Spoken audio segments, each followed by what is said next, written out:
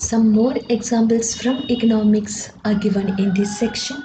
Earlier, we examined the relationship between the heights of parent and son. Second one, age and the height. And similar relationship we can see in economic theory also. Some of the important the theories which explains the relationship between two variables are given here. First one is the relationship between consumption, expenditure and disposable income. We know that this simply explains the consumption function, and the relation dependence of personal consumption expenditure on disposable income explains the consumption function, and the estimation will give the marginal propensity to consume.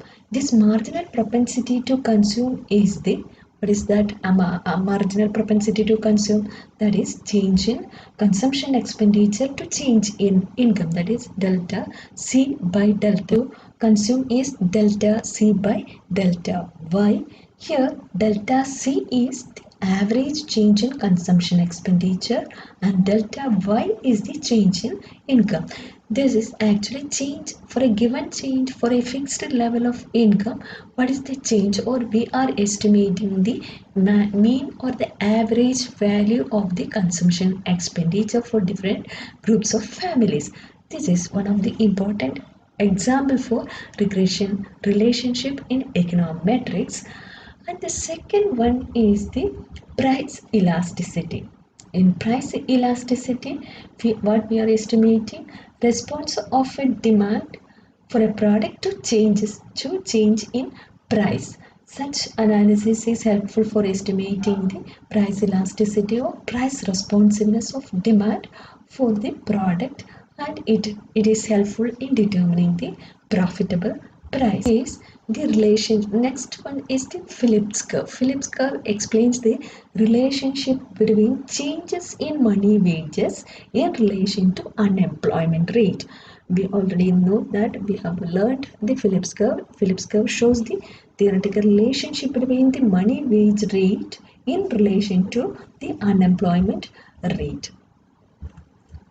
That is unemployment for a given money wage rate, what should be the changes in the employment or the unemployment situation. This relationship is depicted in the form of Phillips curve, and it is helpful in predicting the average change in money wage for a given unemployment. Explain the changes in, or it estimate the average or predict the average change in money wage. Here money wage is the dependent variable for a given or certain unemployment. And the fourth one is the relationship between the money holding and inflation. Here money holding and inflation means if inflation increases, what is our tendency to hold money with us. Economists are interested in estimating the relationship or predicting the amount of money, that is the amount of money we kept with is the dependent variable given the various levels of inflation. The rate of inflation is given, or the independent variable. Dependent variable is the money holding or the amount of money that is kept with the individual. Next example is the elasticity of demand.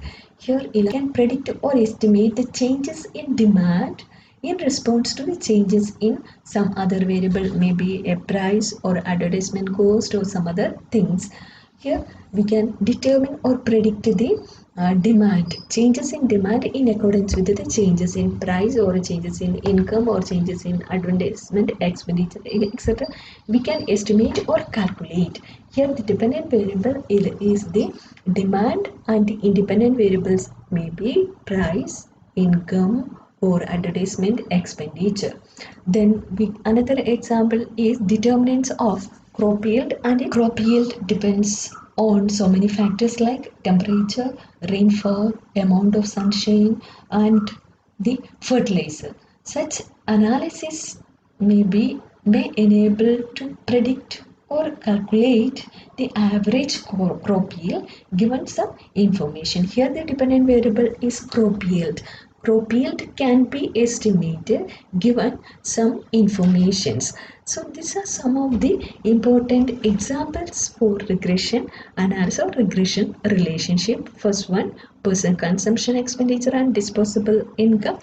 How we can estimate the consumption expenditure average, or how we can estimate average value or predict the average value of consumption expenditure given the personal income. Here the dependent variable is personal expenditure and independent variable is the personal income.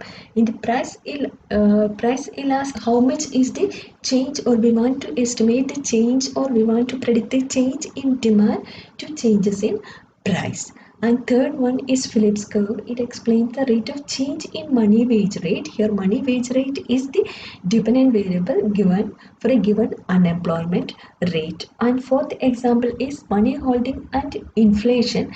The money holding and inflation, for the inflation is the independent variable and we are predicting the tendency to holding or tendency of holding of money by the individual, or we are predicting or estimating the money holding pattern of the individual given the inflation rate. And in elasticity of demand we can predict or estimate the average change in demand for the given changes in price, income or advertisement.